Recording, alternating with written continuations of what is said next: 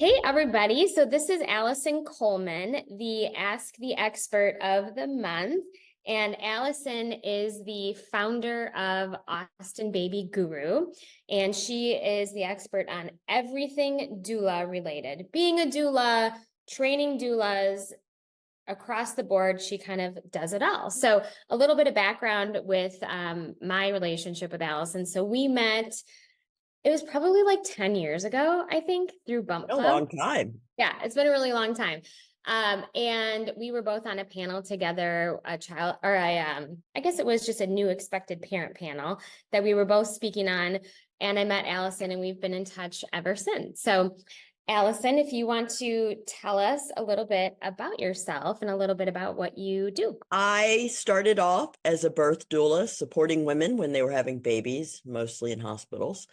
Then I kind of drifted into the midwifery side of things, and I worked as a midwife's assistant and started to train as a midwife. And then at some point I decided maybe I don't want to be on call for the rest of my life.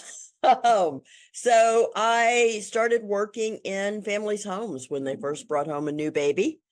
And I realized that fed my soul in such a different way. There's this excitement about birth that a lot of women are drawn to. And I get that. I so admire the power of women to, have babies. But I love watching families come together. I love working with the family and seeing the parents go from, how do I do this? Or am I doing this right? Or why are they crying? I don't understand. To, okay, I've got this. You want me to take the baby? They love me. Recently I had a mom who was snuggling with their baby and just looked at me and went, oh my God, she loves me so much. I That's like the feel greatest so feeling ever. important. Yeah, and that's like the highlight of my job, when it's all about the parents and the family and that coming together. Yeah. And I'm this scaffolding for them. I just support them in growing into that. Yep. So I love that. I worked by myself the first couple of years. I started Austin Baby Guru in 2011. Okay. And then I realized I needed to bring in other people because the families I worked with needed more help than I could do and still take care of my kids who were younger at the time. They're all grown now, but at the time I had little ones at home. Yep. And so I started subcontracting with other doulas, and I realized even really well-trained doulas, I still found myself retraining them because I had certain standards I wanted them to meet. And doula work is non-regulated. There's not one uniform training. And so I started training my own doulas. And somewhere along the line, two of them asked if I minded if they branched off into their own agency. I'm like, go ahead. My attitude about competition is that the more of us who are doing a fabulous job taking care of families, the more work there is. So That is such a good way to look at it. yeah, we need to support each other. I mean, if you do a great job with a family and their next door neighbor gets pregnant, they're going to tell their next door neighbor, oh my gosh, you need a doula. Call Sarah. And they call you and you say, oh, I am doing a great job. So I'm booked out for months. Yep. Which is Then they're pretty going to, standard in the doula community that oh, yeah. doulas are booked. I mean, almost sometimes I talk to doulas, probably you're one of them, that are booked throughout the year. Yeah, it's an amazing place where we're at right now with that. But Yeah. if the doula that they were referred to is booked, they look for other doulas, which means if we're all doing a great job, we all have more work. It's like, why wouldn't you support each other? Yep. So after they started their own agency, they reached out to me and were like, so I have this friend, I think she'd be a great doula. Will you train her? And so that's kind of how I moved into training doulas to work for themselves. Yep. And now we have this great certification program that's just grown over the years. It's got like 10 modules and covers everything about supporting families and staying in your own lane. Yep. not getting so over involved that it takes away from your life so that you stay sustainable. Yep. And Makes we sense. think about the business side of things. So now that's kind of what I'm doing. I'm running the doula certification program, which is ABG doula training. Perfect. And I'm running the local agency, which is Austin Baby Guru. And I'm still working directly with families as a postpartum doula because I don't know if I'll ever stop doing that. I Well, love it. that's where your just love is too, is actually working Yes. with the families. Okay, so take me back a little bit. Tell me, when did you start the doing births? So how many years ago was that? Just kind of start to now. I attended my first birth when I think my daughter was a year old. So 25 years ago, 26 Okay, years ago. perfect. And then how long were Years you ago. a midwife? And then from that point, when did you decide I want to do my own thing? I want to be a doula? And these are a lot of questions here. Oh, yeah. And then how did you get certified and what did that process look like? So I was never actually a midwife. Okay. I was a midwife's assistant. I was in charge of everything baby. Okay. So I would check baby's heart tones. When baby was born, I would do all of the newborn checks. And basically, I was the midwife's extra set of hands. So Perfect. she was the medical person in charge. I am here to do whatever you need. Um, Along the way, she started teaching me, and I was going to go into midwifery, and I did that for a year and a half. I attended 52 home births. Oh my gosh. Um, so, as a midwifery student and assistant. And I loved it. I absolutely loved it. It really, the only reason I didn't go forward with it is one, it takes a huge toll on your family. I have Yeah. so much respect for the people who stay in that field because It's that just balancing completely on act is call. so hard. Yeah, Yes. it's just whenever. And as you know, I mean, births, they're just early, late, doesn't matter what time of Right. day. Maybe a few more on the full moon, but that's all you know. Yeah. Or a storm coming when the barometer changes. Those kind of things do impact it. But oh, and as a postpartum doula, we still have some unpredictability. I often am talking to new doulas or new doulas with me, and they'll say, okay, so the next client is going to have her baby on the 19th. And I say, the next client's due date is on the 19th, which means 3 weeks before, 2 weeks afterwards. You have a 5-week window. And Yeah. they're like, how do I plan for that? Like, as Yeah. best we can, you Yeah. know? How do, And that's, how do you plan for that though? So if you have one of your doulas and they say, okay, well, my availability is until X date because I'm finishing up with the family. yes. And then their next family, I mean, if there's a buffer of 5 weeks, how do you handle that? Well, and we do juggle that. Amanda McDaniel is my agency manager, and she helps a lot with our scheduling stuff. Um, and we kind of, she keeps a spreadsheet. I keep a big calendar that I highlight all the different doulas so I can see who's where. Um, Basically, we try to, it's not a perfect system, but we aim for a doula being down to maybe 2 or 3 days a week with their last client when their next client hits that 3-week window. Gotcha. So if they do go early, then hopefully maybe we can't give them 5 nights a week, but maybe we can give them 2 or 3 nights a week for a week or two, and then Yep. go up whenever that time hits. And then do you find, because I know a lot of families that I work with that hire doulas through my company, they are like, hey, we want a team. We want a team because we know it can be unpredictable when the baby's going to be born and when this doula is coming off of her last family. So do you help families navigate that where like, hey, I have a couple of fill-in people that can help out, and are they comfortable with that, not knowing that person necessarily? Some of them. All of our clients are different.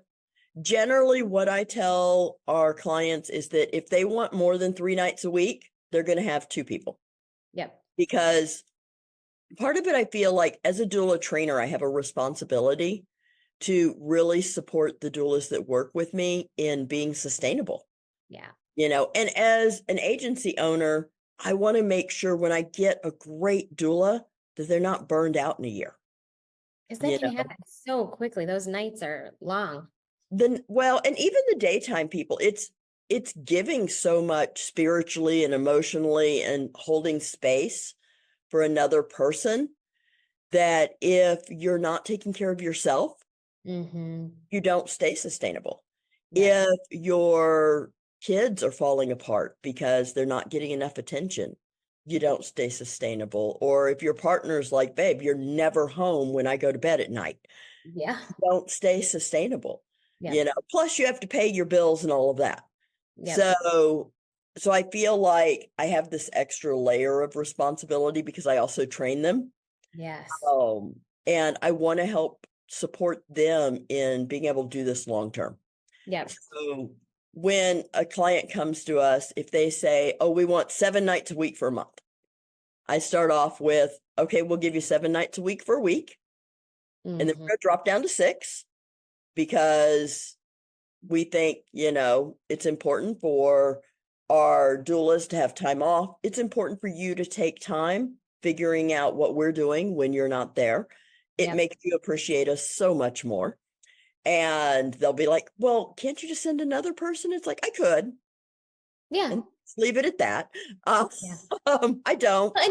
And you want your families to start to do it on their own too. Right. Like we're gonna teach you. We're gonna do this routine at night. Yes. We're gonna stretch out when the baby's old enough, stretch out those feedings, and you want them to eventually ease into that beginning stages of being Right. with their baby at night.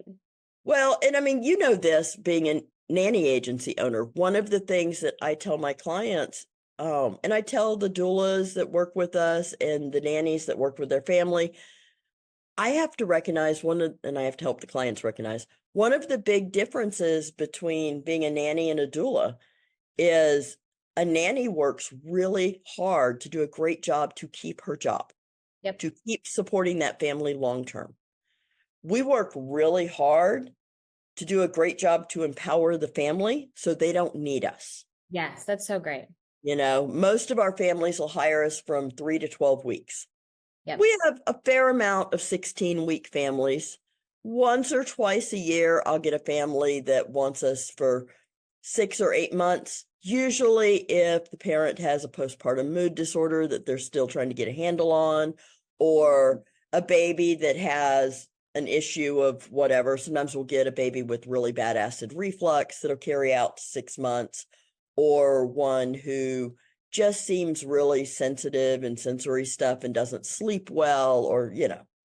somebody whose life is in flux. We've occasionally had a client get a divorce in that first year, or move twice, or have a major job change.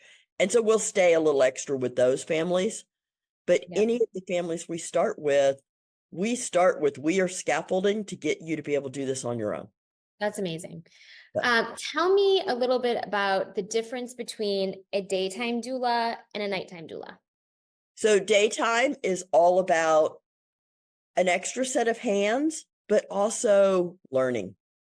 We can do a fair amount of, and we do a fair amount of teaching at night, but you only retain so much what you learn at 3 a.m. Gosh, it's survival mode. Yeah. So during the daytime, it's usually 3 to 5 hours. A doula comes, and because we support the whole family, not just the baby, we don't just come in and take the baby and go off in another room. Yep. We will do that if mom needs a nap, if they need a shower, but we also do things like help support feeding, whether it's figuring out how to safely prepare formula, how to do it the most convenient way, how to set up bottles, or whether it's troubleshooting breastfeeding. We have different levels of training in lactation. We often bring in an IBCLC to help with breastfeeding issues, Yep. but a lot of times somebody who hasn't done it before, or even an experienced mom who has a baby who hasn't done it before, it's just a matter of let's shift position a little bit, or let's check where the baby's lips are. Oh, that's really uncomfortable. Maybe we need to get more breast into the baby's mouth. Try this, or, Yep. that sort of thing. Fixing Um, that. yeah, helping adjust the latch, or helping teach the parents what signs to look for that baby's transferring well and getting enough to eat. Because Yeah. that can be really scary when you don't have a bottle that has ounce markings on it and everybody's going, have they gained weight yet? Have they gained weight yet? You Yep. know. So we help with feeding. We make sure the family gets a meal for the day, whether we're planning and cooking something or whether we're just pulling something out of the fridge and heating it up. We try to make sure the parents get a nap or at least some time to themselves. Yep. Sometimes the parent needs a shower. Sometimes it's not about hygiene. Sometimes it's just about, I need to relax. Yeah. Or time And alone, just having that 20 minutes alone, you're like, let me try to bring my sanity back. right. And they may not need to sleep. They may not need to shower. They may want to just sit on the couch with their partner and watch their favorite show Yeah. and have lunch together. Yeah. Or lay in their bed and read a book. Or they haven't talked to their best friend since they got out of the hospital having the baby, and they just want to get on the phone and sit on their back porch. Those That is times we that is definitely. that's such great support too. I mean, I always think whenever I think of doula, I always think of nighttime, just, Mhm. sleep training and, all that stuff. But daytime, that sounds like a dream, especially for a family with a brand new baby, because most moms, as you know, are in that, fight or flight mode where they're just on Right. high alert and exhausted and all the things, but to be able to have somebody come in and maybe prepare you a meal or like you said, throw it, in the oven or whatever it is. And it's to have that time to, I just think I feel like everybody should have a daytime doula. Yeah, I love when my clients do at least 2 to 5 days of daytime, even if that's not their original focus. I always ask them, I mean, my thing is not everybody needs a doula. Everybody benefits. Yes. Not everybody needs one. If you've got your mom coming or your best friend or your neighbors are going to come in and check on you, as long as those people are doing it in a way that makes you feel fed and taken care of, then that's a great thing. Use all the free support you have. Yeah. But And if you don't sometimes, have that, yeah. bring in a daytime doula. Yep. We do a lot of. Sometimes when family, when parents come in and come to help with the baby, sometimes parents feel like, oh my gosh, my house needs to be cleaned. I need to have meals Yes. prepared. So it's more stress for the Yes. families and especially the mom in that scenario. Whereas having that doula come over, it's like, my house is a mess and who Right. cares? Right. I tell them I raised 4 kids as a single mom. I don't care what your house looks like. Yeah. I'm here for you, Yeah. not for, showing your house off. Don't get me anything to drink. Go sit down. I can go rummage around the kitchen and find a glass and get myself some water. I do a lot of normalizing things, a lot of pointing out when, look at how your baby looks at you. Your baby knows you're their person, you know, That's so or meaningful because I feel like probably most parents don't even think of that. They're just, but that's so important to point out because it's so true. right. Well, and babies show things differently than adults do. Your baby's not going, "Hey, Sarah, you're my mom and I love you." Yeah. Most of Yeah. our kids don't do that anyway until they're High like, five, mom. 17 or 18. Yeah, no, never. Yeah, Someday. someday my 23-year-old, will call me and say, "Mom, I just wanted to make sure you knew I loved you." I'm like, "Oh, you're so precious." You're He like, did not yeah, do that as a baby. As a baby, he just looked at me and went, yeah. Help me. "Oh, yeah." So sometimes it helps to point out the ways that babies communicate. It helps to normalize things. Parents are freaking out about, my current baby has pimples everywhere, you know, and these are second time parents. They're not so much freaking out, but they did point it out to me. It's like, oh, look at their face. And sometimes parents are really stressed out about that. And so when I notice it, I'll be like, oh, look, baby acne is hit. Yep. They are flushing out all of the hormones from pregnancy. They're Mhm. coming into their own here. And Yeah. so I try to shift it when parents start getting comments from other people, especially breastfeeding parents. It's like that baby is manipulating you because they're always at the breast. You're never putting them down, blah, blah, blah, blah, blah. And I'll tell them, it's like, absolutely. Your baby is so smart. As Yeah. adults, we manipulate our world. Your kid Yeah. is ahead of the curve. They are figuring out how to get this done and get what they need. So it's a lot of that shifting the pressures that families get to Yeah. normalizing, what's developmental, what you're doing great, what's a challenge. Yep. Looking, observing for postpartum mood disorders. Mhm. I get a lot of really successful moms who had really successful careers before they had babies. And sometimes that's a hard shift. And Really so hard. a lot of parents who deal with postpartum anxiety. Yeah. If you can run a call center of 600 people, can't you control one little 6-pound baby? That's harder sometimes. Yeah. It's like Yeah. I can control those 600 people. I can't control this baby. Yes. And so, recognizing that and being able to say, hey, I'm seeing a little bit of this and I have some concerns about that. Can we talk about it? Um, and, either talking them through it, normalizing it, helping them figure out if they may be having a problem, referring to who is the best person to go to. Is it your OB? Is it a therapist? Is it getting medication? Is it just taking more time for yourself? You know, um, Well, in working that through those that things with beginning, families. exactly. In that beginning phase too, there's all those questions like, is this normal? Is this Yeah. normal? Is this normal?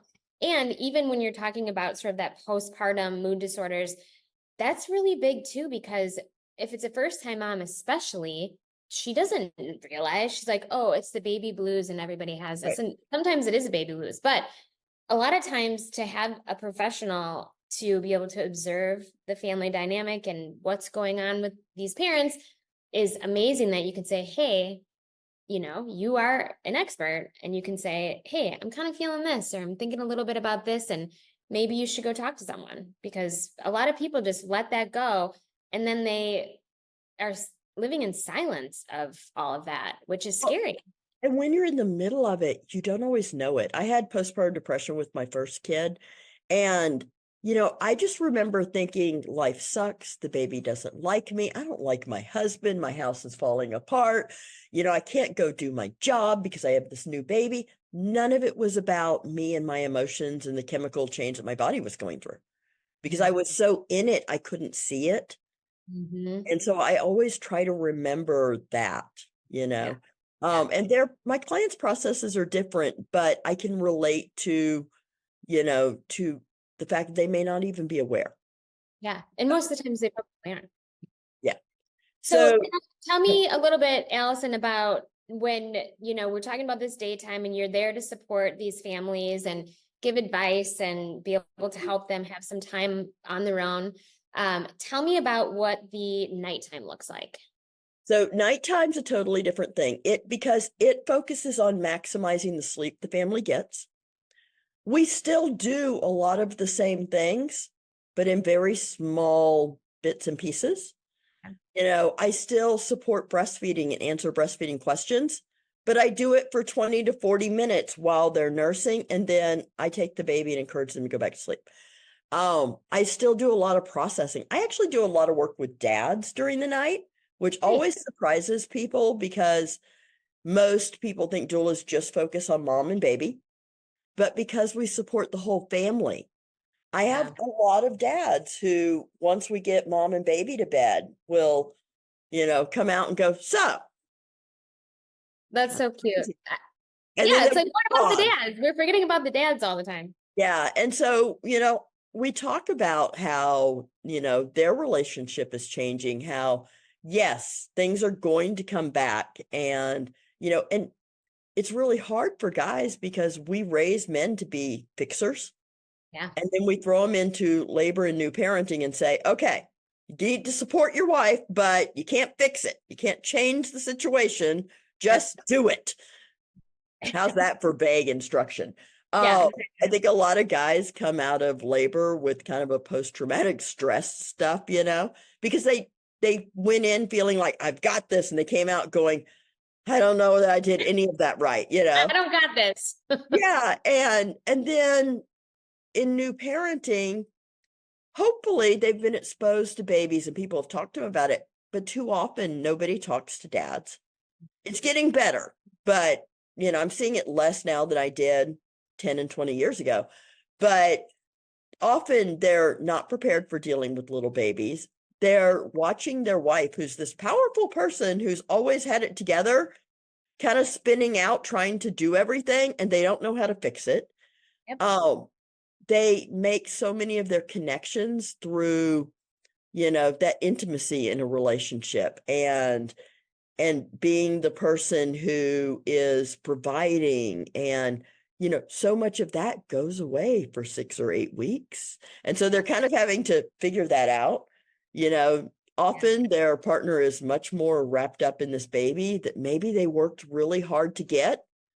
And now the baby only likes the person who's carrying the breast.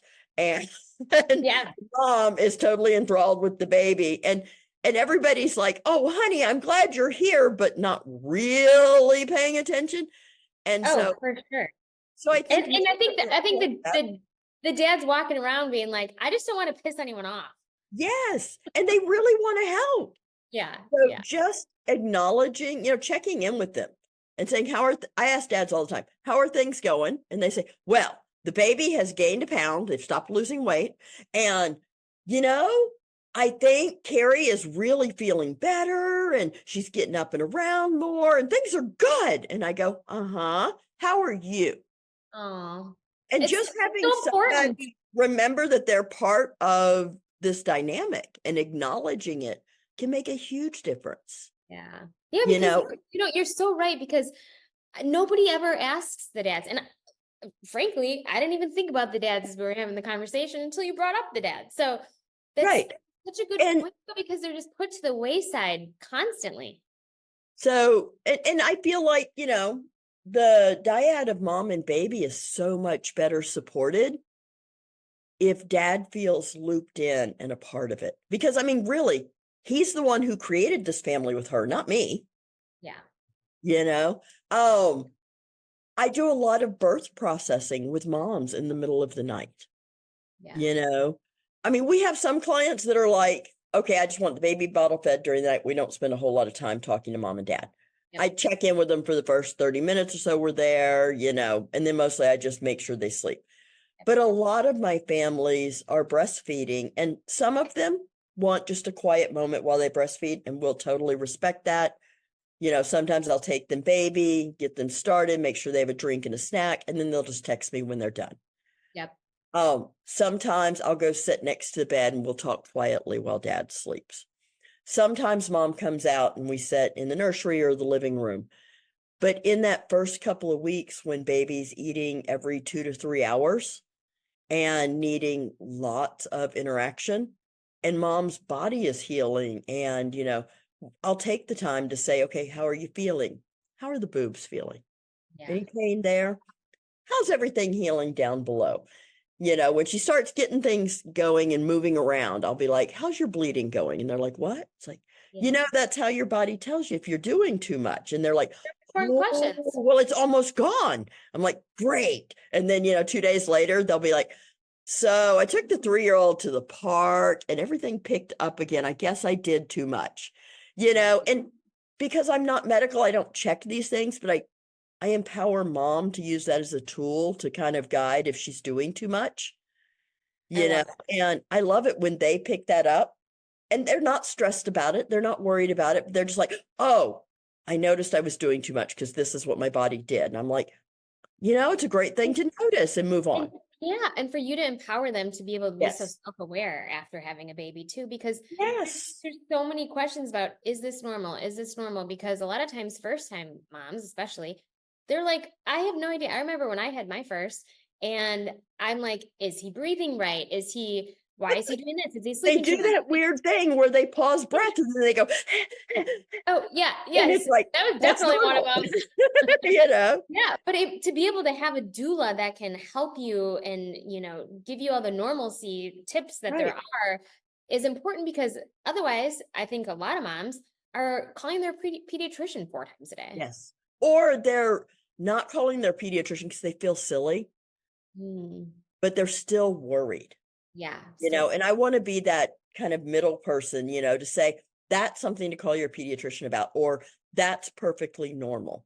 Yep. Um, our daytime's a little different nighttime's a little different than daytime because like during the day, we will sweep up the Cheerios that the 3-year-old dropped, or, let the dog in and out, or load the dishwasher if the sink's full of dishes. During the night, we don't do a whole lot of household stuff. We very rarely interact with pets. Often I end up petting a pet because they're often the first baby and everybody's worried about them being ignored. Yep.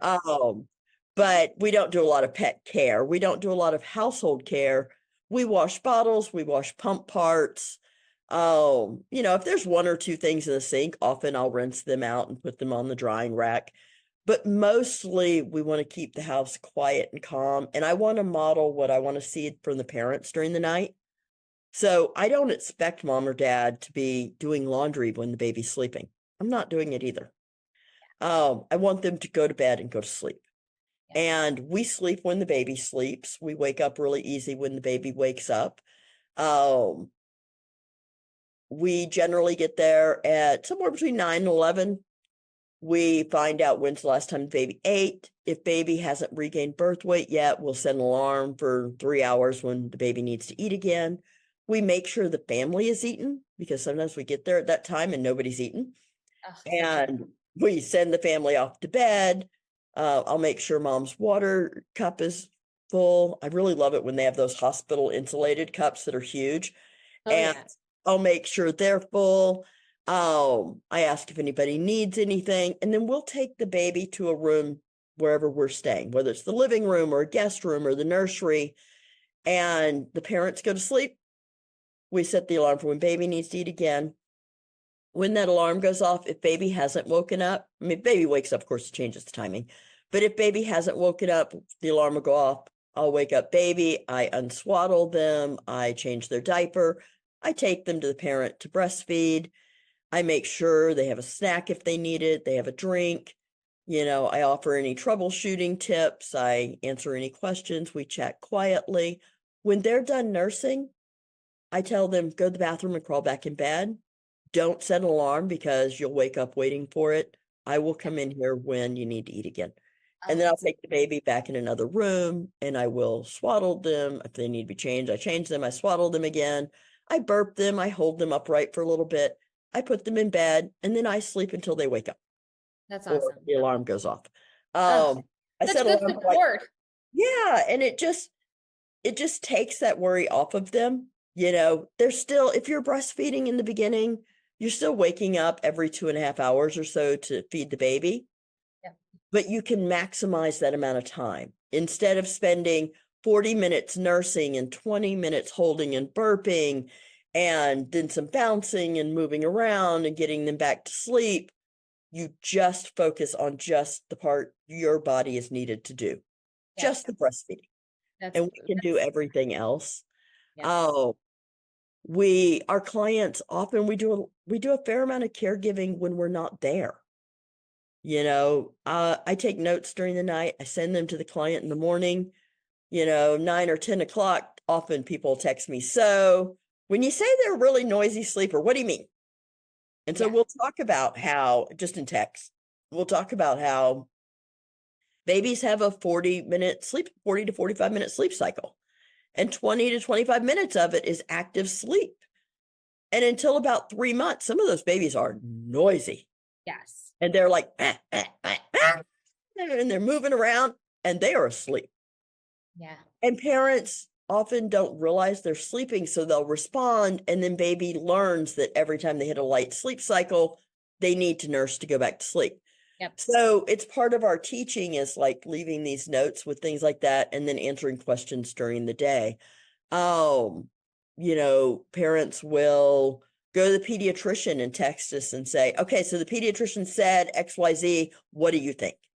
Yep. And we're not going to contradict what the pediatrician says, but we may send them more resources to learn about what is the pediatrician talking about. Or we may just say, oh yeah, we see that a lot. This is totally normal, because the pediatrician gave them the information, but didn't normalize it for them. They just kind of dropped this info bomb on their lap. Yep. And the parent went, yeah, okay. And then went to their car and went, what's that? What do I do with that? Yeah. So daytime's still learning, but it's in a much quieter form, and it's much more focused on empowering everybody to sleep as much as possible. Yep. Getting on a good, nice schedule. Yes. And once baby hits birth weight, we start teaching our clients. I wrote it out as, I call it the 5 sleep steps, but it's 5 steps to teach parents how to support babies learning to sleep. It's not sleep training. It's really teaching the parents to when to respond, when to wait, that sort of thing, to support babies naturally learning to sleep. Sometimes if we work with a client long enough, closer to that 4-month mark, we may start working on some sleep training, but most of what we do is what we call sleep shaping. It's telling the parents, wait 30 seconds before you jump up and check on the baby, because they may just be being noisy. When you do go check on them, put your hands behind your back and look at them. Are their eyeballs open? Yeah. If they're not, don't touch them, even if that's a good rule of that's a good rule of thumb too, because just automatically going in. Well, and you spend those first 2 weeks being told you need to get weight on that baby. So every time they make a noise, feed them. Yep. And then nobody tells you to back off when baby hits birth weight. Yep. And that's when we introduce the sleep shaping. And it's really because, especially if you're a breastfeeding parent, you are carrying what works to get the baby back to sleep. 100%. And at 4 a.m, you're not thinking about sleep shaping. You're not thinking about how they're going to sleep next week. All you can think about is, let me put a breast in their mouth and make them be quiet and go back to sleep so I can sleep. Yeah, that's human nature, right? So sometimes you need some organized steps to slow you down so that you don't miss when your baby reaches the stage that you can put a hand on their belly and reassure them and have them fall back asleep. Or when you pick them up and pet their back and then realize, oh, they're sleeping, and put them back in bed, Yeah.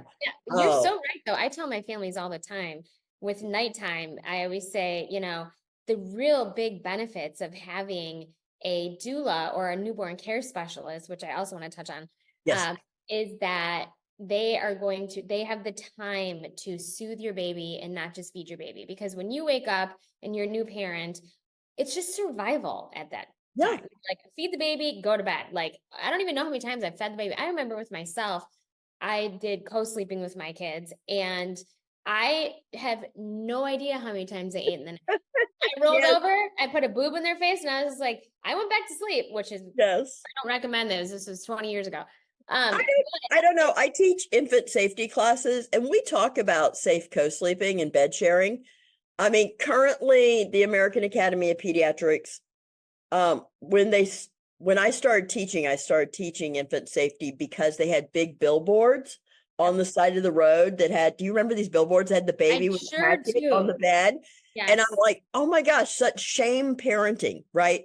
I mean, teaching, we use so much shame and blame to control parents and how they parent, which I'm totally against. And so I started teaching my infant safety classes largely because of that. Because I feel like parents need to parent how it feels right to them. They need the tools to do so as safely as possible. Shame is not a growing way to control anybody, children or adults. So I do talk about safe co-sleeping. Currently, the AAP they used to say, do not put your baby in your bed. Now they say, we do not recommend bed sharing, but new parenting is hard. If you find that you're having difficulty, this is the steps to make it as safe as possible. Nice. And so So we do talk about it. And what I tell people is I don't care where your baby sleeps. I Yeah. want you to do so as safely as possible. Mhm. So I'm not against bed sharing. Most of my clients don't do it when I'm there because they sleep more if they can send the baby to the other room with me. I Sure. do always have some clients though that will tell me, when you're not here, I just put the baby in my bed. And I go, okay, let's talk about that. Yeah. First of all, sometimes it's a lifestyle choice Yep. because when you sleep next to somebody you love Monday through, Saturday through Sunday, it's hard to go back sleeping in a bed by yourself Monday through Thursday. Are Mhm. you okay with that? And Yep. they're like, ooh, I didn't think about that. Yeah. You That's know? Oh, and then let's look at the safety stuff. You know, let me see your bed. Let's check your mattress. Let's see how many covers and what pillows you have. And, you know, what is your sleep like? And so even if they're just doing it when I'm not there, we want to talk through it. But I, yeah. I think it's really important to recognize that everybody parents in the way that feels right for their family and for that baby. You may Yep. do it differently with your next baby or your last baby. Absolutely. I know for me when I did the co-sleeping, at the time when I had my third kiddo, my other kids were 2 and 3, and I had a newborn. And I was like, and I didn't have any support. And Yes. like, this baby is sleeping with me because I need to be awake and, with Yes. it to be with my other kids in the morning. Yeah. I have 4 kids and all of mine were different. My first one hated co-sleeping. He didn't want to be touched. We did not co-sleep. My Mm. second one, she spent one 30-minute nap in a crib. That's it. That's it. She slept the whole rest of my bed. My third and fourth, I didn't even have a crib or a bassinet, like ever. But I also recognized that that was my style of parenting. And while I really liked it at the time, I also know that I lost several years of who I was, who Allison was as an individual in Mm, that style of parenting. I don't mhm. know that I regret it because I love the people my kids turned out to be, Yeah. but there was a trade-off. And so I will talk with families about, these can be some of the trade-offs. How do you feel about that? Because all the families I work with are going to have different parenting styles, and I don't have any judgment about what they are. That's But awesome. Yeah. part of my job is to help them figure out what they want and give them the tools to figure out how to achieve that Yeah. and the support to get there. I love that. I So love that. And oh gosh, there's just so much good information too for you to be able to sit with parents and say all these things where I'm sure parents who have never heard of a doula or what doulas do are going to be like mind blown with I mean, it's amazing. And how could you not have a doula after this conversation? But one question I do want to ask you, because yes, I get this question all the time, is what is the difference between a doula and a newborn care specialist? I'll go over it lightly with you, and then I will send you the article I wrote about it. I love So it. Good. I get that question a lot. Uh, Perfect. a night nanny, an overnight nanny, a newborn care specialist, a postpartum doula. Those are the big four that tend to be families' initial postpartum support, and they are all different. Yep. Um, so a postpartum doula is trained in supporting a whole family. Um, because it's an unregulated field, the training can be different depending on what agency they're trained through. I can tell you, like my doulas that I train, my training and everybody I contract with comes out of my training. So I have 10 modules. I'll see if I can remember them all. One Mhm. is working with the or working as a doula. So it's like working in the family and then the business side. Um, the next one is birth and postpartum healing. So we can do that birth processing. We can know what's normal in healing and what needs to be referred out. One is infant safety, one is infant feeding, where we go over breastfeeding and bottle feeding. Um, newborn care, so infant development, what's normal, kind of up through the first 6 months. We have, I don't remember what I call it, but growing as a family. It's family styles, supporting a single mom versus a coupled family, working with same-sex parents, working with what experience differences might a Black woman have going through pregnancy and birth and postpartum. And we know because the rate of infant maternal mortality is 3 times higher in Texas for women of color, no matter what their economic status is. Crazy. We know they have a different experience. And we need to be aware of what that experience is so we can support them in navigating that. Are they attachment parents? Are they looking for very much a structured, independent kind of parenting? All of that are things that they need to learn in that. We learn about working with multiples. We learn about grief and loss. Hopefully a doula in her career doesn't ever deal with a client that has a SIDS death or a late-term miscarriage. But it's a numbers game. It happens. Even when you do everything right, occasionally it happens. But I tell my doulas, I guarantee you're going to work with someone who's had a previous loss, whether it's dealing with infertility, whether it's having had a miscarriage before, whether it's having previously lost a child. All of that comes back up when you have a baby, and they are processing that, and they need somebody who isn't a therapist or isn't a medical person, but can recognize some of the processes they're going through and hold space for that and offer referrals for that. We learn about postpartum mood disorders. And we have a module on inclusion and what's the other word for it? What did I name this? I can't remember what the name of it is.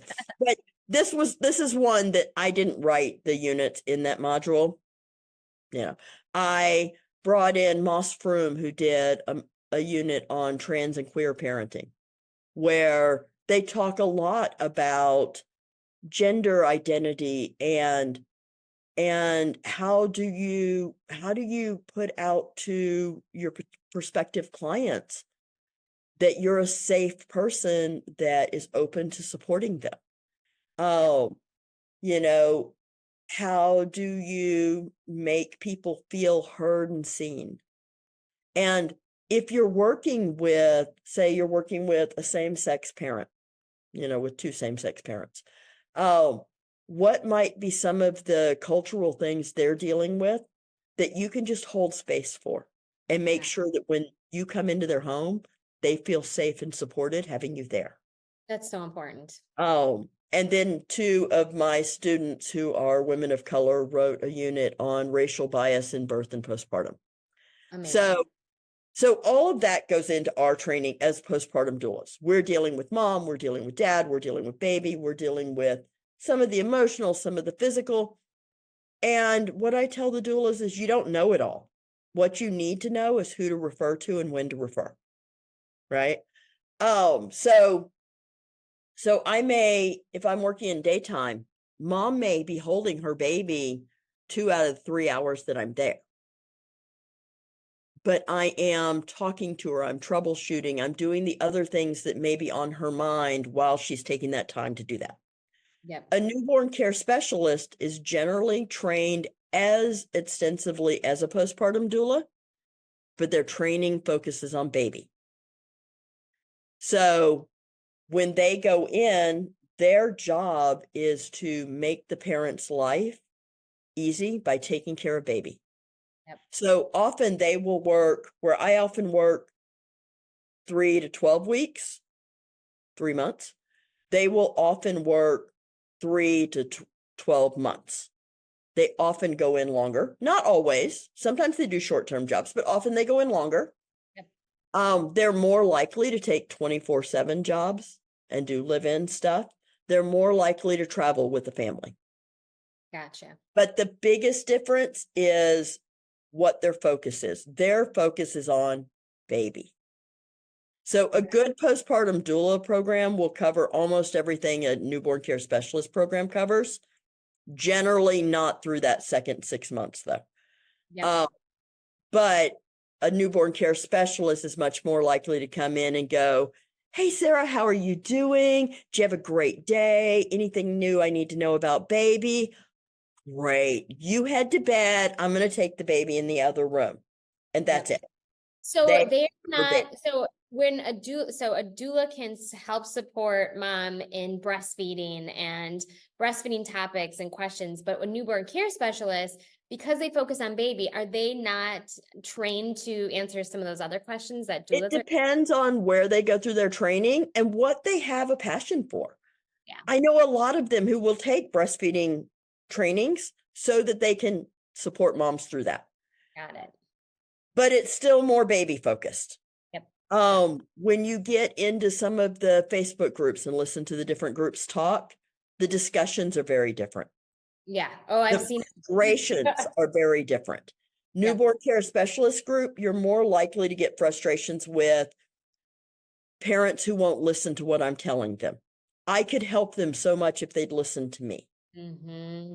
which I totally understand because they have this knowledge and they love their clients and they want it to be better for them. But because they're more about teaching and baby focused and less about family dynamics focused, they're more likely to see it as a frustration with the parent for not letting them teach them and help them.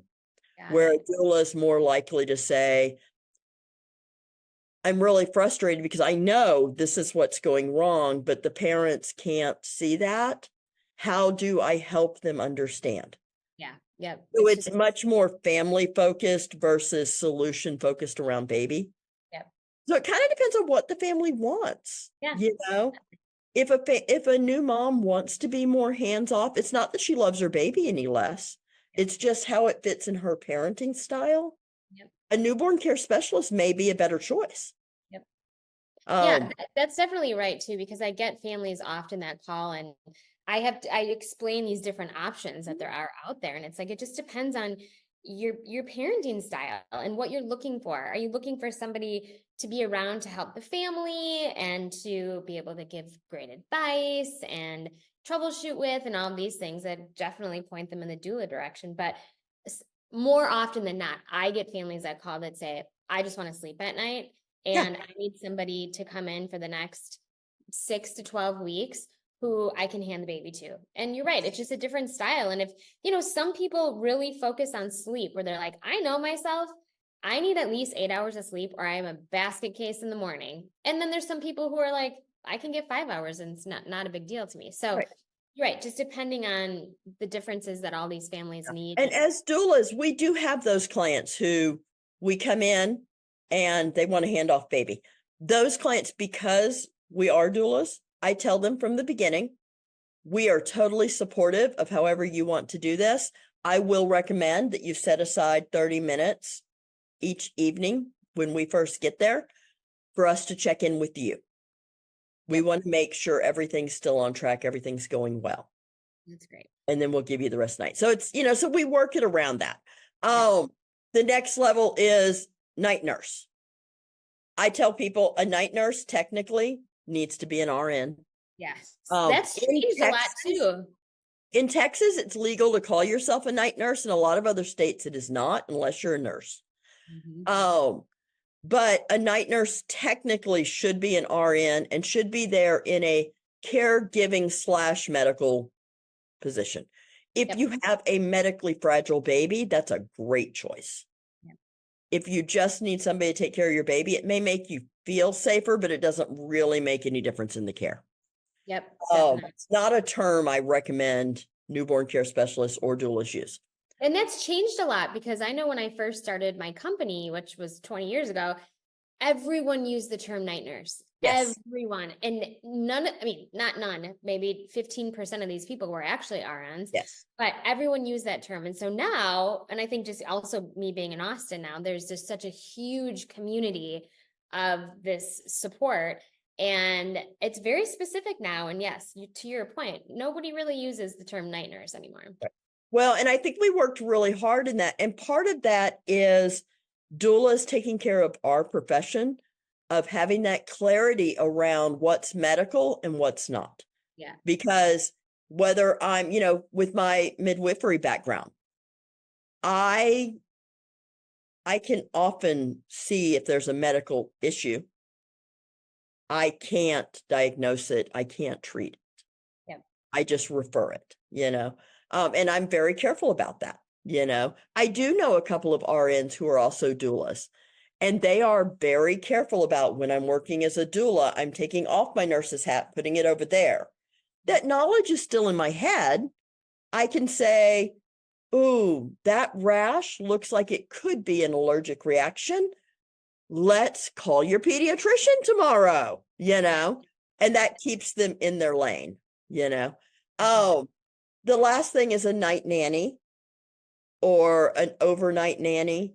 And what I tell people with that is when you're looking at a nanny, because there's not a lot of nanny training programs.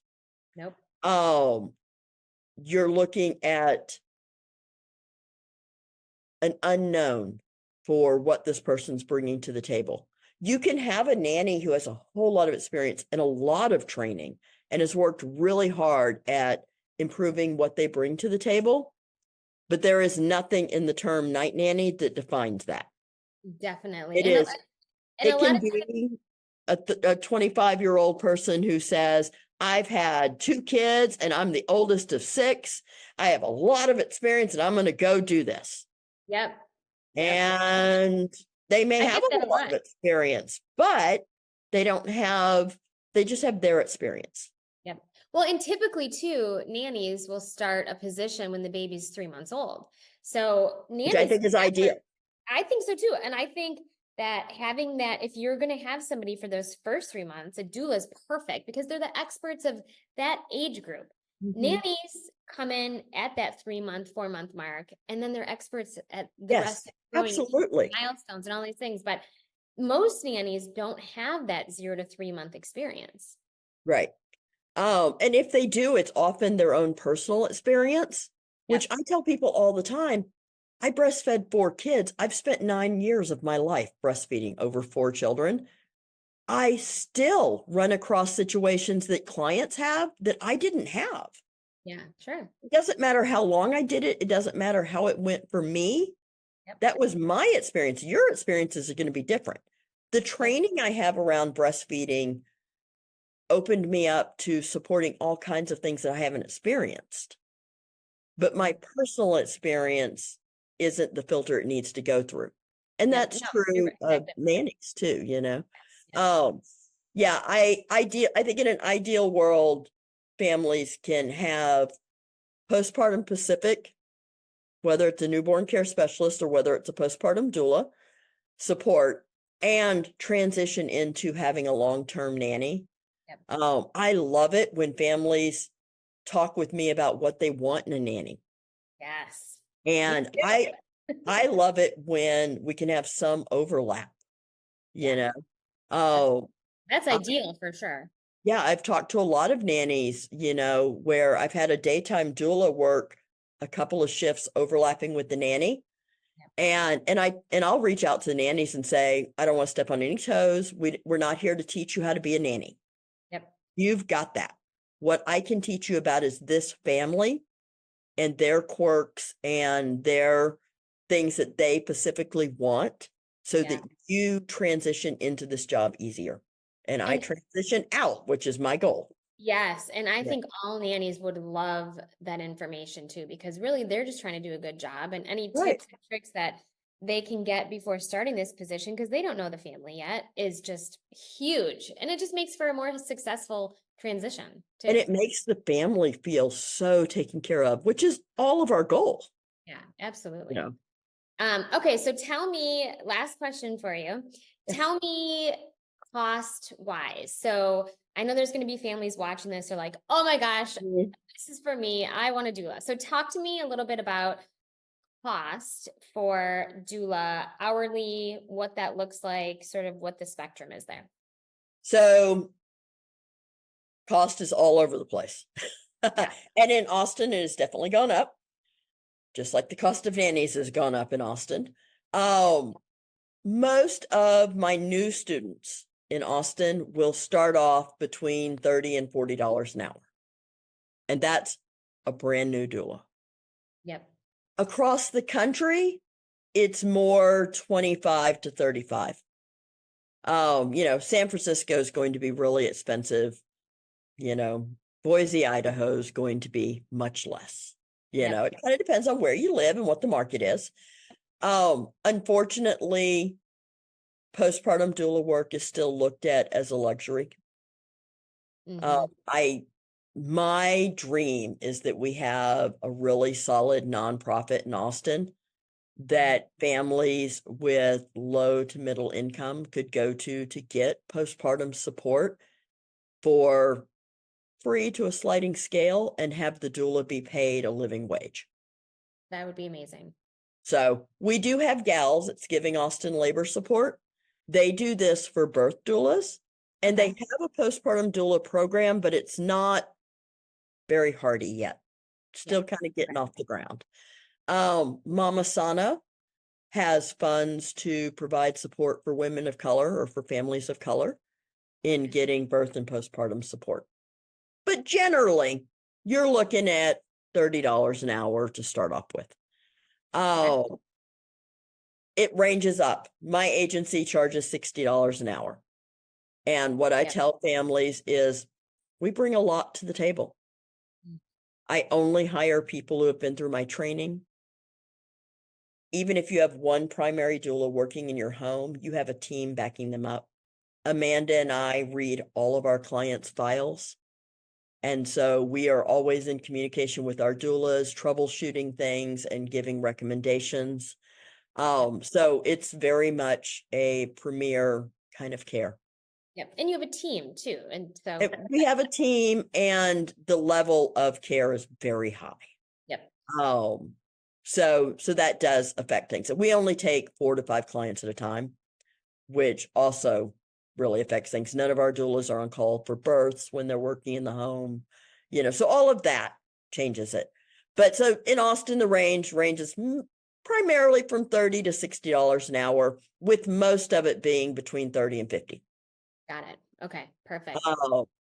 And most families will hire for anywhere from a week to 3 weeks to start with. I always recommend at least 3 weeks of care, because it takes 3 weeks to get your feet underneath you at all. Yes. A lot of families will have care going out, like I said, to 3 months. 3 to 4 months is pretty common with my clients. Some families will start off with 6 or 7 nights a week. Some families start off with 3. Yep.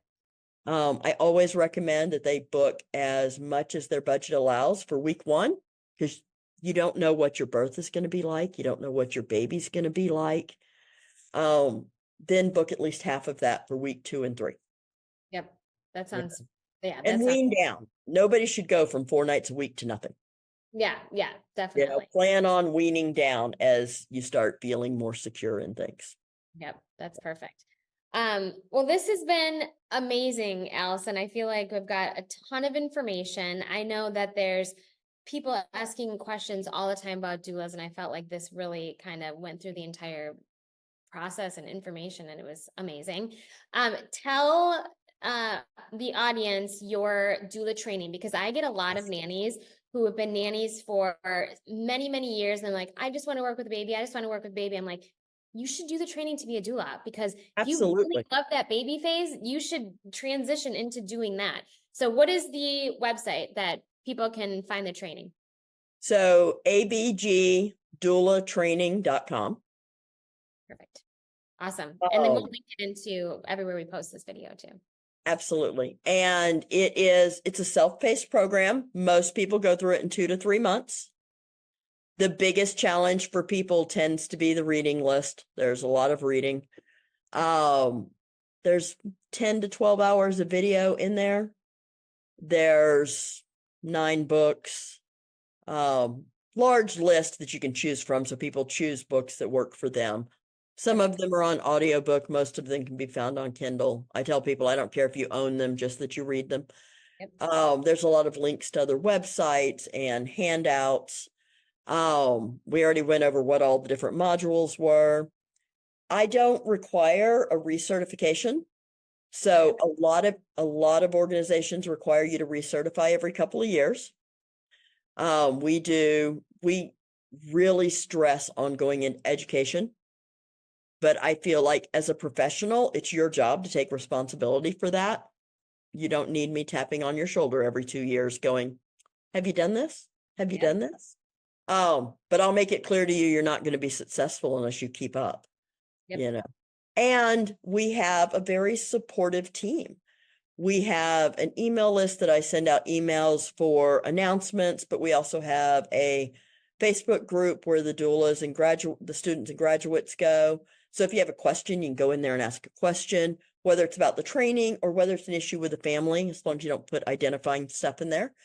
I post ongoing trainings in there all the time. You know, if you run a great training that I think will benefit any of the doulas, I'll say, hey, all of you has this training coming up. It's not required, but it's a great one to check out.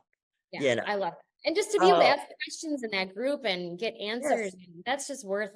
Well, and that support and mentoring can make a huge difference stepping into a new career. Yeah. Oh, definitely. Especially because doula work, you know, and I'm sure nanny work is very similar. You kind of just jump in and do it. You do it. There's not a whole lot of shadowing or working with someone else because you're working in a family's home and it's an intimate environment. Yep. And to your point too, every family is different. So you may be used to one thing with one family for the last 3 years, and then you start a new position and it's completely different and you have to adjust. Yes.